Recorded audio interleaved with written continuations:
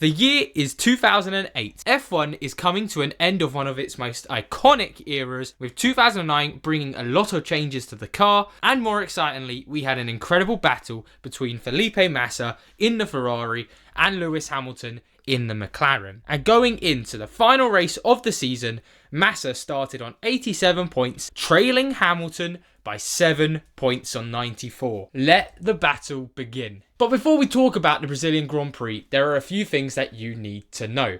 So, a few little differences with 2008 season compared to what we're used to now. Fastest lap, you don't get a point for it. Well, going into 2025, same thing. In 2008, we had a point system of 8th got 1 point, 7th got 2 points, 6th got 3 points, 5th got 4 points, 5 points for 4th, 6 points for 3rd, 8 points for 2nd, and 10 points for 1st. So it's quite different to the 25 point base system we're used to these days. So that meant you'll see a lot of the standings are a lot closer than they are these days.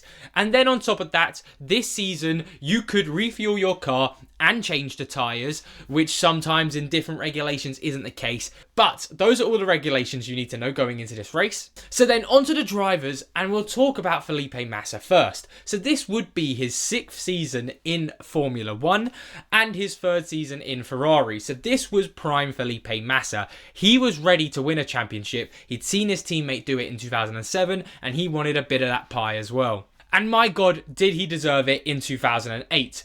Before the Brazilian Grand Prix, Massa had 5 wins to his name, but like I mentioned with the point system, this was not as easy as it looked, as 7 points in today's equivalents would be around 18 to 15 point gap. Doable, but still very difficult. It would have to take Felipe Massa winning the race with Hamilton in 6th or below, or Felipe Massa coming 2nd with Hamilton 8th or below, and if he came 3rd, he would not win the championship. Now on to Hamilton, and in 2008, it's not the Hamilton we know at the minute in F1. This is a very young, up-and-coming Lewis Hamilton in his 2nd season in F1 and for McLaren. And he had shown in 2007 that he is capable of race wins and putting up a fight in a title, but that he was prone to quite a few mistakes. We saw it in China, where he basically threw away the championship and gave it to Kimi Raikkonen. We also saw battles between him and Alonso that gave it to Raikkonen again.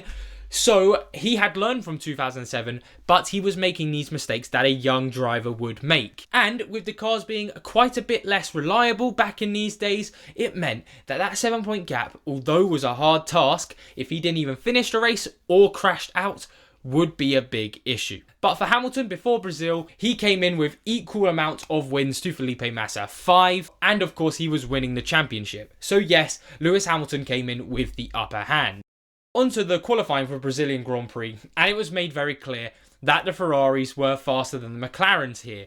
Felipe Massa ended up qualifying on pole, and then Lewis Hamilton in the McLaren could only manage 4th. However, like I mentioned, if the race finished as it was for qualifying, Massa would end on 97 points to Lewis Hamilton's 99 points. So Hamilton would still win the championship by 2 points. And the other qualifiers that Hamilton had to be aware of was the likes of Felipe Massa's teammate, Kimi Raikkonen, who was right up the field, Jarno Trulli in a Toyota that looked pretty good around Brazil. He also had Vettel and Alonso behind him, who had both in their own ways had great seasons. Meaning he had to be very alert for the whole race. And if that wasn't enough, there was rain expected for the race on Sunday. 5 red lights and away they went on a very damp track, with Massa storming away into the first corner. And surprisingly for Brazil, the first corner was very clean. Yeah, I can't say the same for the second corner, as straight away after the first corner, Rosberg collided with Nakajima and Coulthard, taking Coulthard out of his final race of his career. A very bad way to end his season and his career. However, Red Bull did have a very nice livery that day, so at least he was driving in style, even if it was only for one corner. And overtaking wise, Kovalainen had dropped behind Vettel and Alonso, which was an issue for Hamilton, as he did have his wingman Kovalainen right behind him in 5th, but now he had Vettel and Alonso right behind him instead. not good news. But as you can expect, at the end of lap 1, the safety car was called out. But then on lap 3, the safety car came into the pits, and Massa again had a great restart, had no trouble from the likes of Trulli and Raikkonen behind him. And after all that drama, Hamilton had stayed in 4th place, still enough to win the championship. But then lap 8, 9 and 10 happened. In these laps, a lot of people switched over to the dry tyres, such as Fisichella, Massa, Alonso, Vettel, all pitted and got on those dry tyres. And this would be the right call, as a lap later on lap 11, the likes of Raikkonen and Hamilton would come in, and sadly for Hamilton, as he was quite a little bit behind Raikkonen, would get undercut by quite a few cars. With the pretty nifty Renault of Alonso jumping up to 3rd, you had Sebastian Vettel and Toro Rosso doing a masterclass of a call, jumping up to 2nd place, and a certain backmarker Fisichella jumping up to 5th. Bear in mind, this was in a Force India that was supposed to be nowhere near the point, so this was an incredible play from Force India. It wouldn't last long, but after all of that carnage and making the wrong call from McLaren, it meant that after all the pit stops, Hamilton had dropped from 4th place to 7th, now out of the championship contention, handing the championship back to Felipe Massa. And if the championship ended after these pit stops, it would have been Massa winning by 1 point on 97 to Hamilton's 96. The first time in this race that Massa has led the championship. However, like I mentioned, it wouldn't last long, as coming into lap 12, Jarno Trulli in the Toyota was really struggling on his tyres, and he almost lost the car, but it meant he got overtaken by the likes of Hamilton, Glock and Bordeaux, dropping him all the way down to P9. And that's basically the end of his race that we need to know of for now. But with this overtake, this now meant that Hamilton was back into P6, 1 place away from that spot he needed. And with Fisichella being in that spot he needed, come lap 17, Hamilton made light work of him. He did have to be very careful. At this moment of time, the dry line was incredibly small, and if you went for an overtake, any sort of movement could have sent you spinning into a wall. And that would put Hamilton back up into the P5 that he needed to win the championship. And with all honesty, this is where the race started to quiet down. There was a couple of pit stops here and there, a few overtakes happening further back, and at the front a little bit, but the status quo pretty much stayed the same until lap 52 when Lewis Hamilton made another pit stop and got out ahead of Sebastian Vettel, meaning Hamilton was now up to 4th place. But if you thought Hamilton was going to get comfortable in that 4th, no. He had a very feisty Sebastian Vettel still behind him, constantly making sure that if Hamilton made a mistake, he was going to pounce on it and get that 4th place for Toro Rosso, which would have been a huge result for them. And also, they got told over the radio that it would be 10 minutes for rain to come. And on lap 52, that meant there was still 19 more laps to come, meaning there was plenty of time for rain. And by lap 63, that is exactly what happened. And come lap 63, rain would start falling down on the track, and it became a massive dilemma of whether you should pit or not. As lap 63 meant there was only 8 more laps to go. Could you hold out on the 8 laps with the dry tyres and hope it doesn't rain too much, or do you go onto the wet tyres?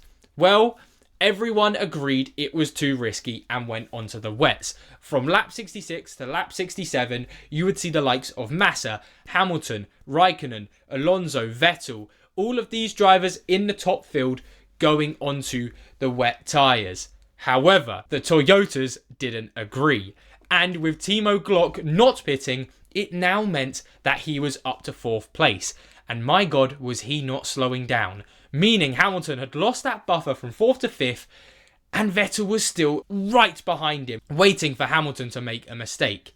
And that mistake came on lap 68. He's got a bunch of traffic ahead of him. This is unlapped He's himself. a lap down, he's unlapping himself. He would argue he's entitled to do that. Hamilton lets him through.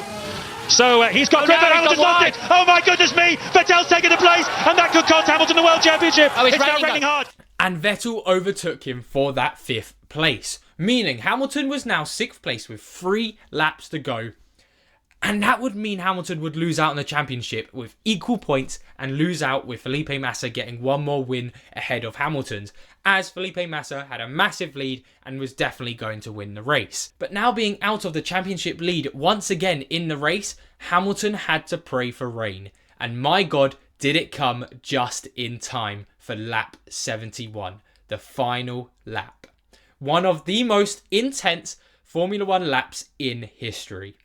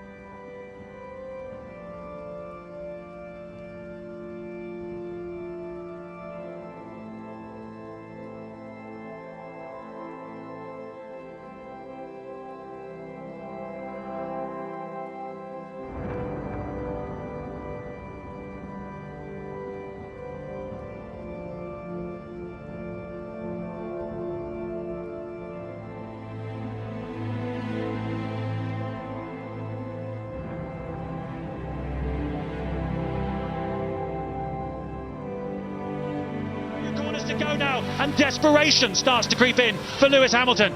Raikkonen's third, and is that Glock? Is that Glock going slowly? It is, That's it's Glock! Oh my goodness me! Hamilton's back in position again.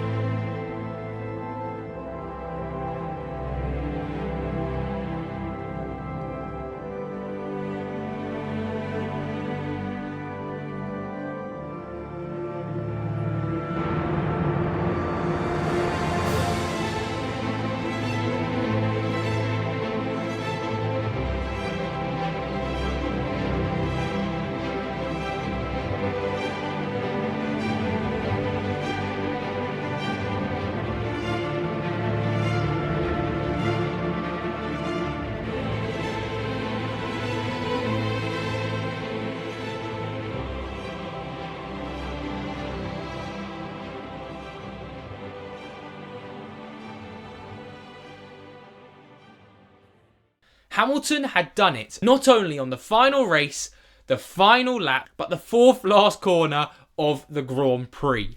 Timo Glock going slow on those dry tyres just couldn't get to the end of the race, meaning Hamilton went into fifth and won the championship by 1 point. This must have been the most chaotic way to win a championship and the most confusing for each of McLaren's, the commentators, everyone at the Grand Prix weekend, as Ferrari had thought they'd won as they didn't know he'd overtaken Timo Glock. McLaren thought they'd won because they saw Hamilton overtake Glock. And the commentators were having to make sure that it was Timo Glock as well. It was chaos and both McLaren and Ferrari thought they'd won.